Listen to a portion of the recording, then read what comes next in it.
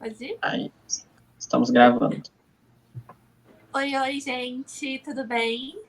Eu sou a Paula. Hoje a nossa aula vai ser diferente, com 3 pessoas, para a gente comentar sobre um tema muito importante, que é a argumentação na prova do Enem. Eu sou Kaique. Gente. Eu sou Kaique. Como vocês já vêm acompanhando aqui as aulas, eu estou dando as matérias de português, de literatura. A gente convidou aqui também o Pedro, que está dando as aulas de redação, para ajudar a gente nessa discussão da argumentação, porque ela aparece tanto nas questões fechadas do Enem, mas também a gente precisa trabalhar ela dentro das redações. Então, a gente fez essa mescla aí para a gente discutir esse assunto que é bastante pertinente. Pedro. Sim, além da gente saber como que a argumentação ela ajuda a gente a produzir um argumento bom na redação, é importante também a gente saber onde que está essa parte no texto da questão do Enem, para que a gente consiga achar a resposta mais rápido e a gente não perca tanto tempo nas questões de linguagens, que geralmente é um problema. Isso aí. Verdade. Então, vamos começar? Vamos. A gente trouxe esse esquema aqui, que a princípio pode parecer um pouco estranho, mas é importante ter essa estrutura básica da argumentação, que é uma afirmação sobre o mundo, uma tese, uma proposição, uma posição sua perante algo, e essas setinhas fala justamente do que se refere à argumentação. Você sempre tem o sujeito que argumenta e o sujeito que é alvo da argumentação. E a persuasão, que é essa setinha que está aí no meio, ela é algo que vai dos dois lados. Porque para você fazer uma boa persuasão, você precisa entender, compreender quem é o seu sujeito-alvo. Então, para quem você está falando, para quem você está colocando aquela sua tese, para quem você está se persuadindo, né? Quem você quer que concorde com você sobre determinado assunto. Então, essa setinha do sujeito-alvo para o sujeito que argumenta. E a setinha do sujeito que argumenta para o sujeito que é alvo é porque esse sujeito que vai argumentar, ele vai passar para o sujeito que é alvo as suas posições, a sua tese sobre algo, e que vai tentar ali fazer com que essa pessoa qual que é a palavra, gente? Se convença daquilo que você está falando. E quando a gente fala de tese, a gente fala do que seria a ideia geral que você está defendendo. Então, a tese, o Pedro já deve ter trabalhado na aula com vocês, né, Bastante. Pedro? Você quer falar disso? É um ponto que eu insisto bastante na redação, que a gente precisa ter essa estrutura bem feita na redação, e é um ponto que eu falo muito com os meninos. A gente tem que deixar a nossa tese bem evidente no texto, porque é dela que vai sair toda a nossa argumentação, né? É dela que vai ser montada toda a coerência do texto e todos os artifícios linguísticos que a gente vai usar ali para ficar um texto certinho, sabe? Um texto coeso, né? E coerente. E, gente, a gente vem trabalhando com vocês, né, os gêneros textuais. E quando a gente fala de argumentação, a gente está falando não de um gênero específico, né? Mas sim de uma estrutura textual e uma forma de escrever seu texto, uma forma de colocar o seu discurso, né? Kaique, quer acrescentar mais alguma coisa? Porque eu acho que é importante colocar que, dependendo do próprio gênero textual, a forma como você argumenta vai mudar também. Então, a forma como se constrói uma argumentação dentro de um texto publicitário, por exemplo, é diferente de um texto argumentativo. Então, essa própria questão do sujeito que é alvo, a partir do momento em que ele muda, a forma como você constrói a sua argumentação, ela muda também.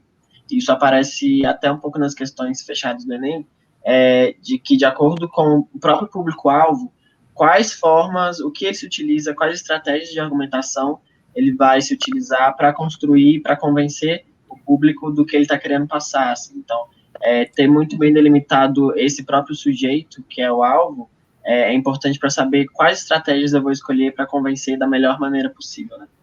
Acho que é isso. Isso. Quer passar para o próximo slide? É um que está escrito aí no rosinha que o Kaique falou. Já foi direto. Tá. Já tá aí.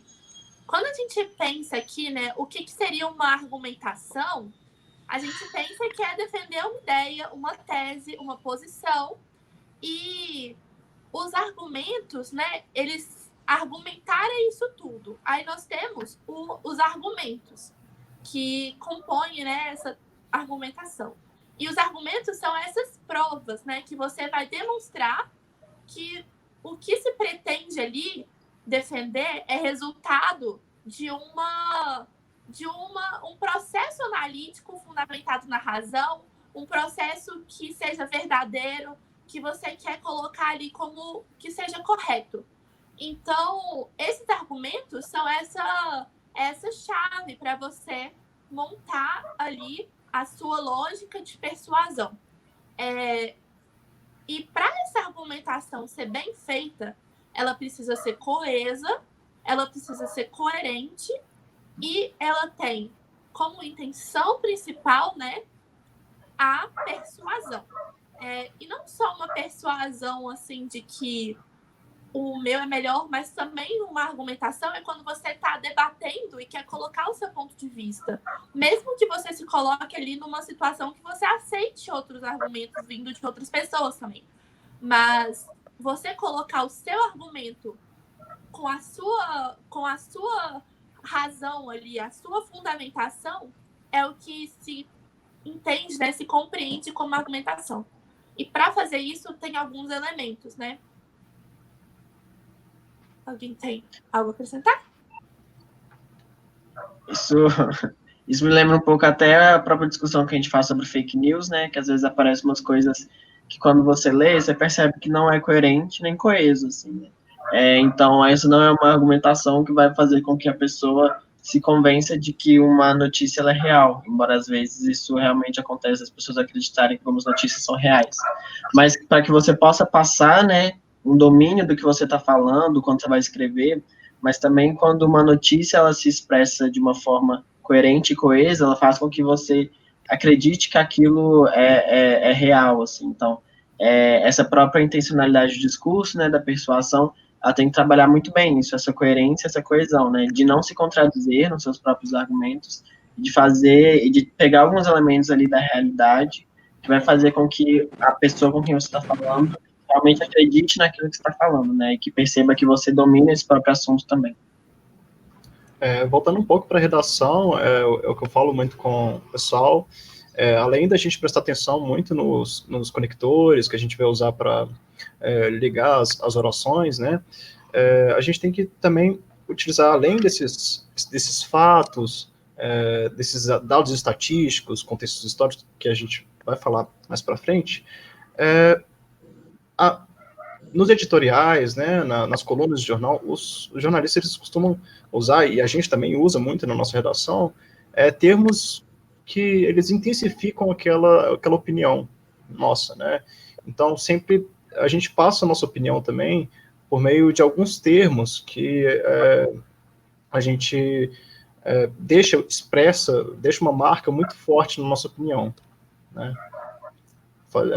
Simplesmente, se a gente for falar sobre um texto sobre desmatamento, a gente não vai falar simplesmente que ocorre um desmatamento, mas ocorre um desmatamento intenso na Amazônia, e isso ajuda a gente a passar para o nosso leitor o nosso ponto de vista de uma forma mais clara e mais enfática.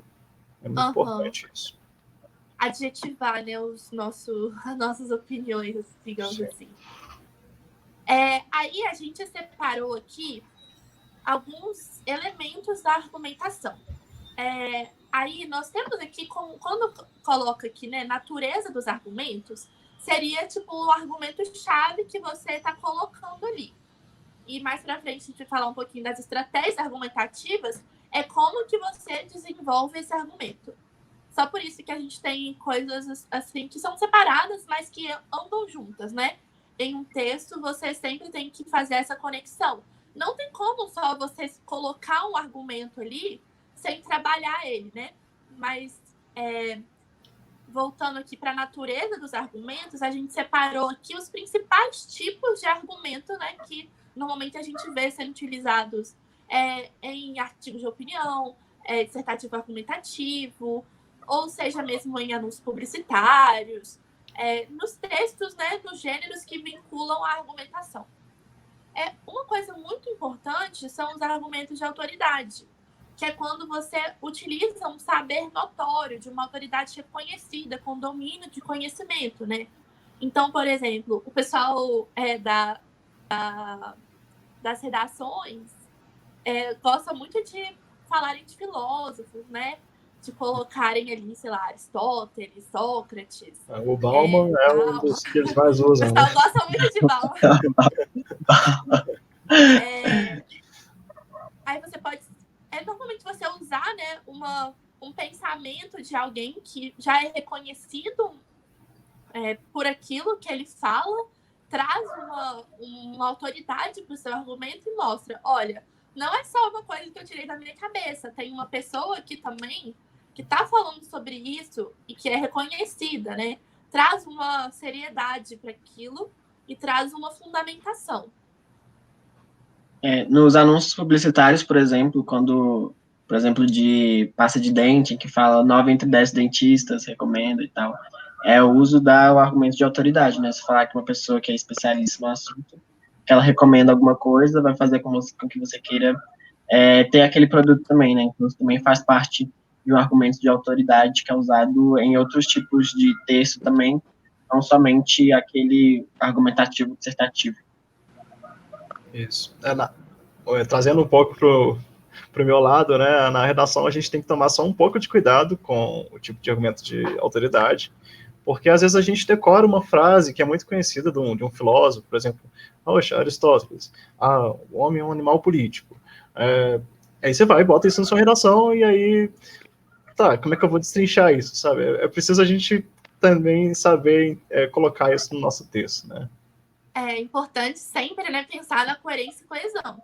Aquilo ali aquilo faz sentido no seu texto ou aquilo ali tá só para parecer que eu sei alguma coisa, né?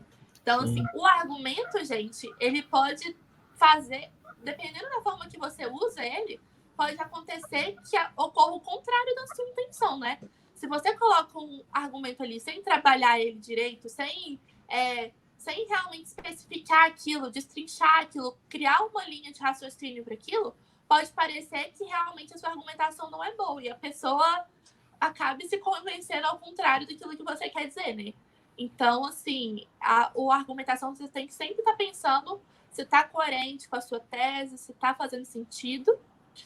E aí entra aqui nessa próxima que eu coloquei, que é a argumentação lógica, que é quando a gente faz, né, uma operação de raciocínio lógico, como, por exemplo, causa e consequência, uma analogia, uma condição. São formas de raciocínio.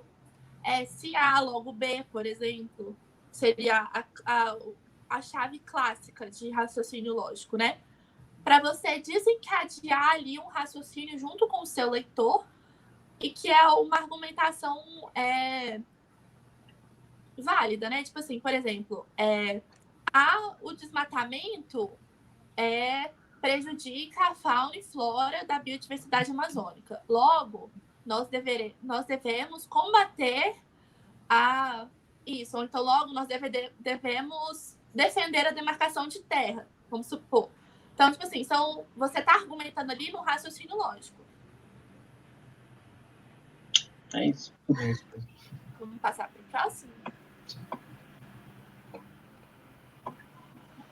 Eu acho que essa aqui é uma coisa que a gente está batalhando, né? Atualmente, né? Porque parece que até as coisas que já tinham um consenso, agora, hoje em dia, parece não ter mais, né? Porque quando a gente fala, tipo, argumento de consenso, que seria aquilo de conhecimento universal, que não tem muita discussão, isso, isso, né? Todo mundo estaria em consenso dentro daquilo. Por exemplo, a Terra é esférica.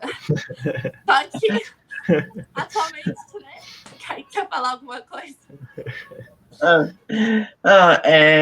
Que eu acho que esse argumento de consenso, às vezes às vezes a gente vê muita gente usando, tipo, todo mundo sabe que essas coisas acontecem tanto, mas por que será que ela acontece também? Tipo, acho que é usado aí nesse exemplo aí, vou ler ele aqui.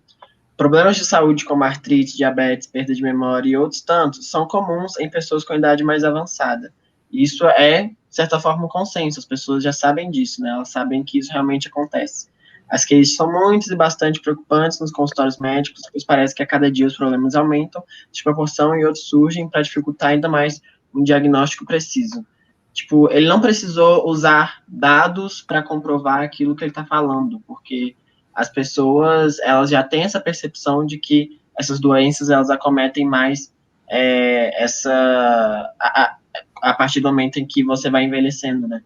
Então, é isso. Tem alguns momentos em que, por exemplo, você não precisa necessariamente usar dados para comprovar aquilo que você quer falar, por mais que os dados eles sejam muito importantes, mas existem coisas que as pessoas já sabem, elas já percebem, assim. Mas chega esse momento também em que o próprio consenso ele é confrontado, né, como a Paula falou, mas isso é questão de você usar mesmo, ter ali essa esperteza para usar esses próprios consensos da vida para utilizar e embasar o seu argumento melhor na hora de escrever também. Sim, eu acho que aí encaixa um pouco os truísmos, né, que acontecem muito nas reportagens, que o que é o truísmo? É a gente utilizar uma sentença que ninguém discorda. Por exemplo, sou contra a corrupção. Não existe pessoa que eu conheça que poxa, eu sou a favor da corrupção, sabe? E a partir desse momento que você fala que você é contra a corrupção, você embasar uma ideia que é absurda, entendeu? De perseguir pessoas sem provas e tudo em nome da corrupção, né? Contra a corrupção, né? Tudo em nome de acabar com esse mal, assim, e você apresentar argumentos que vão contra os direitos humanos, que é outra coisa que a gente precisa prestar atenção na nossa redação do Enem, né? Então, a gente precisa tomar muito cuidado, assim, ao ler esses textos, saber reconhecer desses artifícios que muita gente que escreve, né, ainda mais no WhatsApp, isso deve acontecer demais, e a gente saber ter um senso crítico para saber tomar uma posição mais crítica mesmo, né, em relação a essa argumentação. E uma coisa legal também, né, tipo, às vezes, falando aí um pouquinho de redação, quando você pega algo que é, por exemplo, um senso comum, assim, que parece que ser algo que é consenso entre as pessoas, e seria legal também, tipo, às vezes, destrinchar isso, trazer uma argumentação mais técnica também em cima daquilo, mostra que você vai além, né, só esses enunciados compartilhados pela sociedade, assim. Eu tenho um exemplo ótimo que teve uma redação de uma aluna que eu li, que ela usou aquela música do Pablo, que é O Homem Não Chora, né, que é meio que um consenso, assim, né, que essa coisa da masculinidade, que o homem não chora, e ela usou isso para embasar a opinião dela. Olha, isso aqui é um traço do machismo na nossa sociedade, que o homem pode chorar sim, e ela foi construir uma coisa para falar sobre violência contra a mulher depois, né, foi assim, ela deu uma volta gigantesca, mas ela desconstruiu um argumento que é um consenso, assim, na maioria da sociedade, e que eu achei ótimo, assim, como é que ela usou. Isso é muito bom, assim, né? Você usar o consenso para confrontar o consenso e a partir daí criar o seu argumento em cima disso, né? Acho muito massa. Vamos pro próximo? Quer falar? Eu? Quem? Kaique. Não, é que esse é o das provas concretas, né? Porque, como eu até tinha falado no anterior, que o consenso você não necessariamente precisa apresentar as suas provas, né? Apresentar dados e tal. Mas o de provas concretas é uma comprovação pela experiência ou observação por meio da documentação de dados que confirmam a sua validade, né? Ou seja, você vai lá apresentar alguns números, apresentar estatísticas, apresentar dados que realmente comprovem aquilo, a sua tese, né? Aquilo que você quer passar, aquilo que você quer convencer o seu leitor que está lendo e tal. Então, nisso, e aí, nesse momento, né, você pode trabalhar um consenso com os dados também, ou você pode só usar os dados, que aí ajudam a estruturar melhor a sua argumentação para o convencimento também. Eu acho que é muito interessante a gente, nesse momento que a gente está vivendo, falar um pouquinho da importância da argumentação baseada nos dados, né? Que a gente vê um governo que tenta esconder dados, né? Censurar dados sobre o Covid-19. E esses dados é a base principal de uma argumentação severa contra, né, as medidas governamentais. E você vê, assim, que quando esse governo tira os dados, né, quer tirar o acesso aos dados sobre Covid-19 e tal, é uma forma também de tentar tirar uma argumentação contrária a ele, né? Então, assim, eu acho que é muito interessante a gente ter essa noção da importância dos dados, porque a partir do momento que aquilo é comprovado, aquilo tem uma experiência, se passa por um processo estatístico para poder criar aquilo, né? Não é algo que alguém tirou da cabeça, aquilo ganha uma validade e uma autoridade, não uma autoridade em si, mas ganha uma carta, assim, meio que coringa, sabe? Porque não tem muito o que se falar quando, por exemplo, você fala, tem 1.000 e tantas pessoas morrendo por dia. Esse é o dado. A gente não pode continuar assim. Não tem muito o que se fazer, falar, não é 1.000 e tantos, não é isso, não é aquilo. Porque é algo que está ali colocado na experiência, né? Colocado na fundamentação estatística, assim. E é importante a gente defender, nesse momento também, a transparência dos dados, né? A gente ter esse cuidado para poder querer saber esses dados verdadeiros, né? Além disso, eu acho que lidar com dados, principalmente na redação, é um pouco complicado. Eu pelo menos, eu tenho dificuldade de gravar dados muito específicos assim, para colocar como argumentação na prova. Mas, além disso, eu acho que a gente tem que saber a dimensão que aquele dado ele coloca para a gente. Né? O que eu falo com os meninos, às vezes a prova vai dar no texto motivador para a gente um dado, e a gente tem que saber interpretar ele. Essa interpretação, ela pode ser usada como argumentação. Né? Em vez de falar 80% da população, a gente pode remodelar isso, falar em colocar outras palavras. Olha, a maioria da população passa por tal problema. Né? E ainda, essa interpretação dos dados, ela é extremamente vital para a gente saber a dimensão do problema. Né? Eu acho que a gente vive um certo problema assim, de interpretação dos dados, que a gente não sabe a dimensão disso. Né? No desmatamento isso ocorre bastante, quando eles soltam simplesmente que tantos hectares foram desmatados, tem gente que não sabe o que é hectare, sabe? Então, a gente precisa colocar, às vezes, isso aqui dá tantos campos de futebol, né? Para produzir 1 quilo de carne, a gente gasta tantos litros de água. Né? E isso torna esse dado mais dimensionável para a pessoa que não tem muita noção do que isso significa. Né? Sim. Eu acho que essas foram assim, as principais formas, né, de você apresentar o seu argumento. E aí, a gente vem com as estratégias argumentativas, que é justamente esse recurso. Quando a gente fala recurso linguístico discursivo, é porque aquilo, o discurso, né, que você está criando para aquilo ali. E quando a gente fala linguístico, é tipo, como você vai utilizar a língua para poder organizar aquilo, a linguagem para organizar aquilo, para poder mobilizar e persuadir o seu leitor. Então, são algumas estratégias de como você vai colocar esses seus argumentos, trabalhar eles, que vai gerar, né, maior mobilização do seu leitor, maior convencimento por parte do seu leitor também. Deixa o texto um pouco mais sofisticado, mais bem trabalhado. E, assim, você consegue criar uma rede de persuasão maior, né?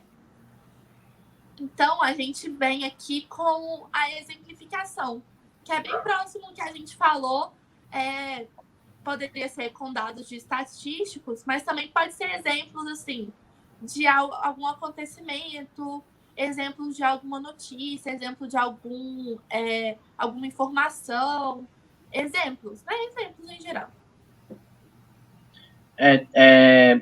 No ano em que teve o tema de redação, que foi intolerância religiosa, muita gente utilizou como exemplo, né, as últimas notícias que saíram até mesmo um pouco antes, né, do Enem na época, que foi de depredação de terreiros de religião de matriz africana, justamente por motivos de intolerância religiosa, assim. Então, e aí você utiliza, né, a partir dessas notícias midiáticas que foram colocadas como exemplo também para você fundamentar a sua argumentação, fundamentar a sua ideia que você quer passar. Okay? A gente tem outra estratégia, que essa é muito utilizada, né, que é a causa e a consequência. Aí você coloca, por exemplo, né, assim, isso acontece, logo tal coisa vai acontecer, né? Uma coisa que puxa a outra. E aí a gente pode dar exemplo vamos ver. Não sei um exemplo. Acho que é do desmatamento, né? Você traz aí, por exemplo, desmatamento de terras indígenas. Você tem como consequência ali, por exemplo, uma tensão na região pela demarcação da terra. Você tem como consequência a destruição da fauna e da flora. Você tem como consequência a destruição do habitat, e você pode mexer, por exemplo, com desmatamento, falar toda uma consequência ambiental no sentido de circulação de massa de ar, de água, de umidade no planeta, assim. Então, são causas e consequências, né? Quando a gente fala de queimada de florestas nativas, né? Florestas, assim, originárias. Você fala de aumento da emissão de gás carbônico no sentido de que aquilo ali que estava sendo represado na captação de carbono está voltando para a atmosfera. Queimada de petróleo, de coisas derivadas de combustíveis fósseis. Então, assim, você consegue criar causas e consequências bem claras, assim, e que trazem uma argumentação bem interessante para o texto. Isso. No caso da redação do ano passado, por exemplo, sobre a democratização do cinema no Brasil, tudo bem, você poderia falar, por exemplo, sobre a falta de estrutura de cinema nas cidades do interior, só que a gente precisa destrinchar essa causa para impactos maiores, né? O que isso vai acontecer com a sociedade? O que isso causa na nossa sociedade? Né? Isso causa uma elitização da cultura, coisas que elas são prejudiciais e que são elementos assim que são fáceis de você convencer o seu leitor, né? Ninguém quer que aconteça uma elitização da cultura e tudo mais. Então, a gente tem que apontar esses prejuízos que essas causas que a gente aponta, elas causam na sociedade, né? Quanto maior foi isso, mais forte vai ficar esse argumento, essa nossa argumentação. A gente tem aqui a explicitação, né? Que é diferente de só citar. Ou explicitar é quando você vai pegar algo e vai destrinchar aquilo, né? Esclarecer aquilo, deixar aquilo bem claro. E não necessariamente criar uma causa e consequência, mas pegar algo pontual e deixar aquilo mais palpável e mais assim, compreensível, né? Deixar as coisas mais bem colocadas, assim. Não sei exatamente um exemplo para dar aqui, mas nesse fato de tentar trabalhar melhor aquilo que você está falando, né? O ponto de vista ficar mais bem colocado.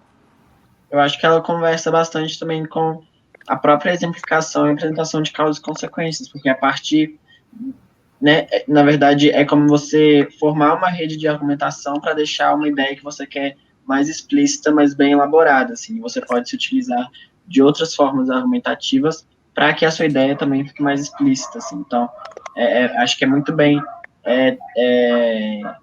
saber conversar todas essas estratégias argumentativas, né, se não precisa usar todas, mas é isso, é deixar o seu ponto de vista mais explícito para que a pessoa ela realmente saiba do que você está falando e tal, para que não fique nada meio nebuloso, assim, do tipo, tá, onde essa pessoa quer chegar, né?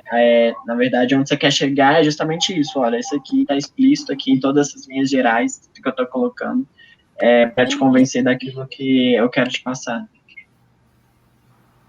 É deixar, assim, bem colocado aquilo que você está defendendo, né? Pode.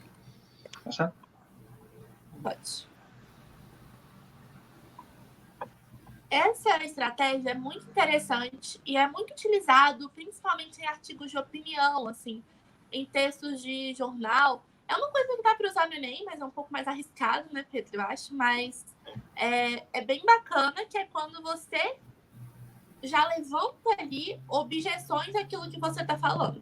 Então, você antecipa argumentos contrários àquilo que você está falando. E aí, em cima desses argumentos contrários que você já sabe que poderiam ter, você já se coloca ali novamente se afirmando e convencendo seu leitor. E isso é muito interessante, e eu acho que muito utilizado, né, nesse meio jornalístico, porque traz assim, uma posição de eu realmente sei o que eu estou falando. Eu sei que você vai pensar isso, mas a partir disso eu te falo. Tem mais isso, isso e aquilo. Então, é uma contra-argumentação, né? Você usa algo contra aquilo que você está falando para realmente afirmar que o que você está falando é superior, digamos assim, né? Melhor colocado do que esse possível argumento contrário. Sim, é como se você já antecipasse esse pensamento do seu leitor e falar, olha, você está pensando nisso agora, mas eu tenho um argumento para isso. Eu já pensei nisso que você está pensando, e agora reforça ainda mais a minha ideia com isso que você está pensando. Ele já faz um jogo dialético já anterior sobre o leitor, e isso é uma estratégia argumentativa bem forte, na verdade, mas eu acho um pouco complicado de usar na redação, só em casos bem específicos. Né? Porque precisa normalmente de mais espaço de texto para poder conseguir criar uma contra-argumentação boa. Porque se você só colocar ali de qualquer jeito, pode ser que prejudique o seu texto, né? Mas no Enem, gente, eu não sei se o que está acontecendo aqui na minha casa está fazendo muito barulho, mas está passando carro de polícia, helicóptero. Desculpa. Mas quando você vê, né, no Enem, normalmente eles gostam muito de cobrar contra-argumentação na prova do Enem, de quando o autor já tem ali,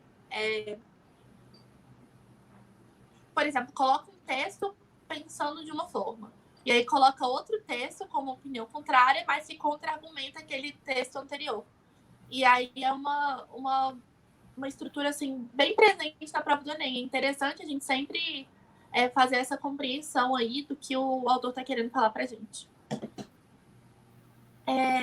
Nessa próxima aqui, que é a alusão histórica, é bem tranquila, né? Quando você utiliza de um fato histórico para fazer um recorte daquilo que você está tratando, né? Um fato histórico que se tem a ver com aquilo que você está falando, que embase aquilo, né? E que aprofunde, assim, traz uma problematização mais contextual, né, também. Sim, é uma boa estratégia de argumentação que é muito utilizada nas redações, né? Se a gente for pegar um texto sobre memória, por exemplo, que fale sobre como que o brasileiro ele lida com a memória, e você usar o período da ditadura militar, né, do próprio Império, como formas de que a gente lida com o passado, né, a reestruturação da figura de Tiradentes, são formas da gente usar esse passado do Brasil como uma forma de argumentação e ainda embasar essa opinião nossa, né? No texto de, por exemplo, acho que 2016 ou 2017, que foi sobre educação de surdos no Brasil, né? Eu sei de pessoas que utilizaram, por exemplo, o fato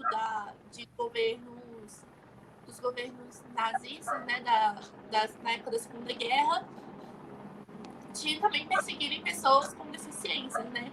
E aí traçaram todo um contexto, assim, a partir disso, de marginalização, de realmente exclusão, né, das pessoas surdas.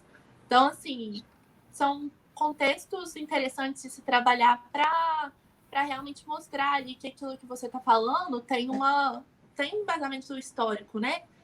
Carrega consigo não só algo do presente, mas que tem todo um traçado histórico ali para ser trabalhado. Exato. Vocês querem falar esses dois aí? Podem? Quando a gente fala, né, de argumento de valor artístico-cultural, você utiliza a arte, né, como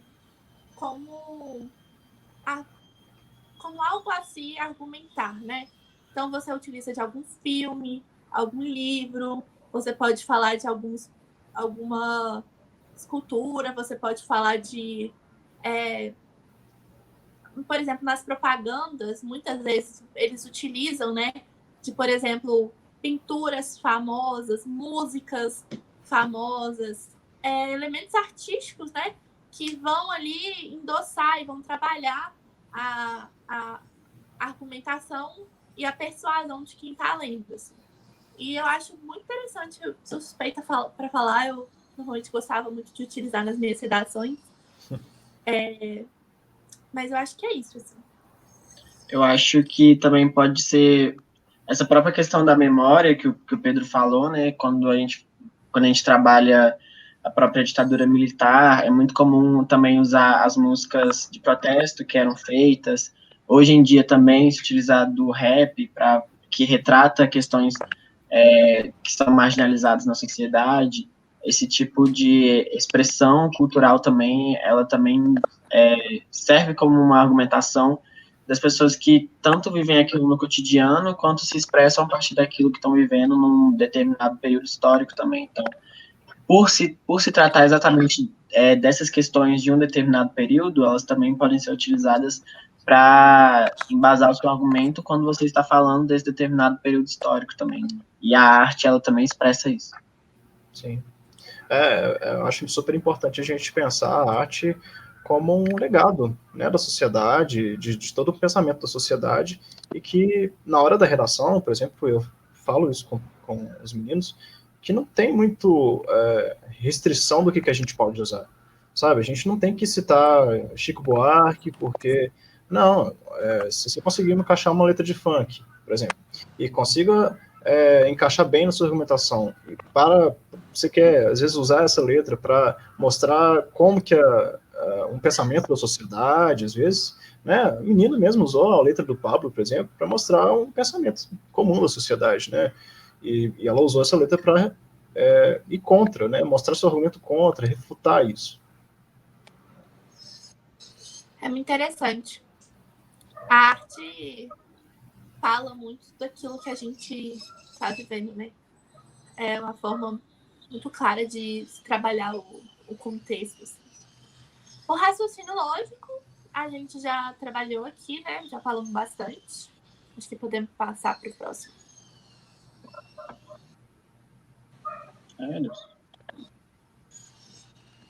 Tá aparecendo aí? Foi. Uhum. A enumeração. Quando a gente enumera algumas coisas, a gente está apresentando uma sequência de elementos, né? Que que vão provir dessa opinião emitida. Então, por exemplo, quando a gente fala não sei, de várias... A gente pode falar, por exemplo, de patriarcado. Aí a gente pode enumerar várias coisas, assim, no sentido da vida das mulheres. Você tem impactos em violência doméstica, acesso a empregos, a trabalho, a divisão dentro de casa de tarefas domésticas. Então, você consegue enumerar várias coisas que provém daquilo, assim. E quando a gente usa essa enumeração, a gente mostra também a dimensão do impacto daquilo que você está falando. Então, é interessante enumerar alguns problemas ou então enumerar algumas consequências que mostra que você não tem uma visão limitada. Né? Você consegue também ter uma noção em sequência daquilo que você está tratando. No próprio texto argumentativo é muito comum a gente ver aquilo, em primeiro lugar, tal coisa. Em segundo lugar, tal coisa. Além disso, tal. Por isso é necessário que a gente faça lá. Então, tipo, estruturar também nessa forma de enumeração, também uma forma até de construir seu próprio argumento para ele estar mais organizado, mais coeso, e assim você trabalhar de forma coerente. Perfeito. A comparação também é muito utilizada, né? Você, tipo, pega duas coisas e você vai criar identidade e distinção entre elas, né? Então, eu gostava muito de usar a comparação, porque você pega ou fatos, ou opiniões, ou argumentos, e você compara o que tem de... A comparação, né? É olhar o que tem de identidade e o que tem de distinto. Então, você, tipo, faz uma relação, mas também, de outro lado, você tem tal distinção. Sim. É uma estratégia muito utilizada na introdução da redação, porque geralmente vem alguma, como eu posso dizer, algum... nossa, fugiu a palavra, desculpa. Algum... Ai, putz... Fugiu. Nossa, tá vindo um arcabouço, meu Deus. Alguma fonte cultural nossa, por exemplo, né? Você vai comparar um período histórico, fala, olha, isso aconteceu na Idade Média, tudo, mas você vai falar sobre epidemia. Na Idade Média teve isso, que teve o problema da peste negra e tudo mais, no século XXI, né? Então, tem essa comparação que você acaba deixando seu texto mais... Você consegue mostrar para o corretor na redação que você consegue fazer essas comparações e elas são super válidas, assim, sabe? Elas têm uma pertinência muito forte. É muito utilizado também, por exemplo, comparar realidades de países, né, realidades socioeconômicas. O Kaique mesmo fez uma live outro dia no Instagram dele falando um pouquinho sobre o movimento negro no Brasil e nos Estados Unidos. Por exemplo, bacana, assim, de comparação. Comparou o que tem de próximo e o que tem de distinto, né? Entre a realidade da população negra no Brasil e nos Estados Unidos. Então, assim, eu acho que é interessante. É interessante colocar, gente, que fique claro que essas estratégias argumentativas, elas trabalham em conjunto. Então, por exemplo, você pode fazer uma comparação utilizando argumentos históricos, uma enumeração utilizando dados. Então, são coisas que ali estão juntas.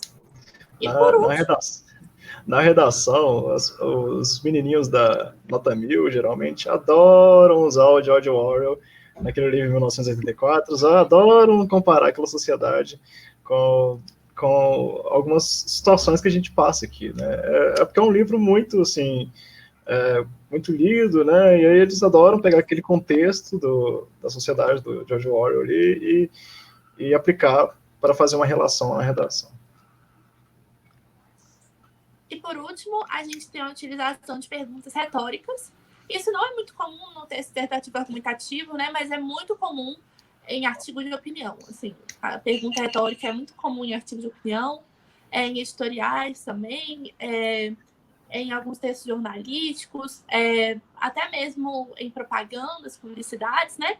E quando você faz uma pergunta retórica, você faz um levantamento ali de alguma questão, não necessariamente você quer que a pessoa responda sim ou não, ou que tenha uma resposta sobre aquilo. Mas você faz essa pergunta, e essa pergunta vai ser direcionada uma resposta pelo próprio autor, né? Então, quando você faz essa pergunta retórica, é normalmente para poder trazer uma dúvida que pode ser gerada, e a partir dela, o autor constrói ali uma resposta, e nessa resposta, a argumentação. É um processo bem bacana. Nos textos de publicidade de campanha política, é o que mais tem pergunta retórica, né?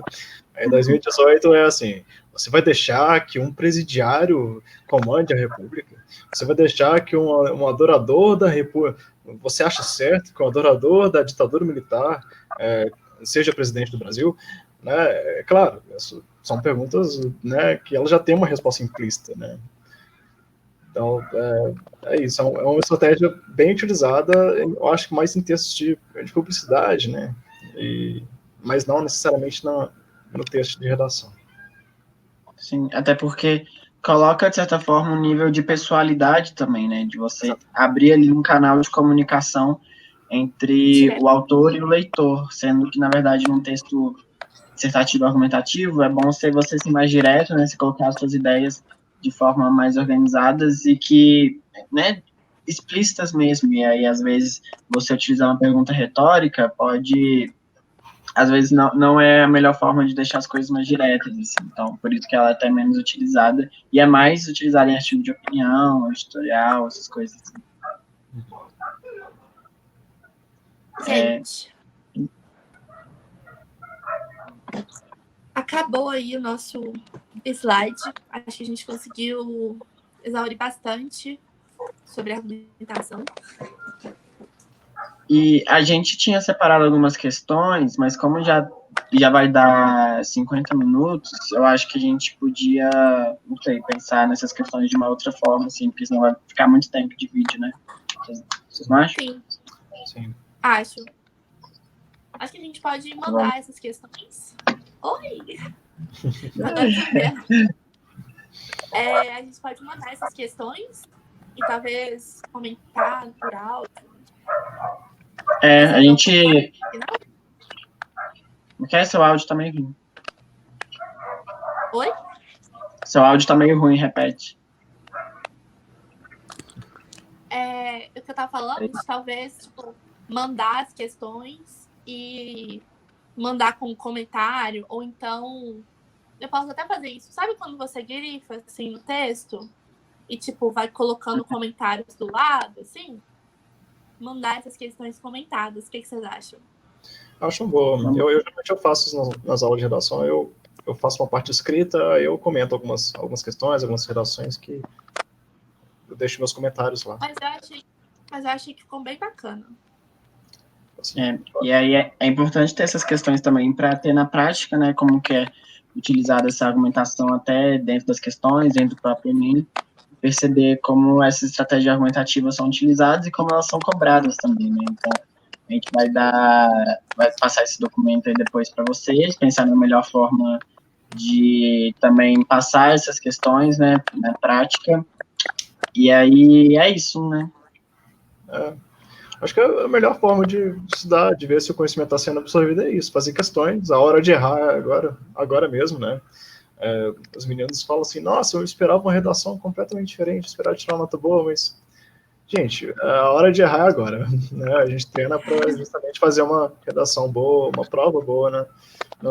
Eu não sei quando vai ser a data, mas a gente, na hora que chegar o momento da prova, a gente conseguir ter segurança para fazer as questões, né? A gente saber como é cobrado. Isso é muito importante. E aí, qualquer dúvida que vocês tiverem também, vocês podem chamar a gente, estamos abertos aí a conversar, para discutir o que vocês tiverem vontade assim, de discutir também. Encerrar, Paulo. Tchauzinho. Tchau, tchau. É isso, gente. Tchau, tchau.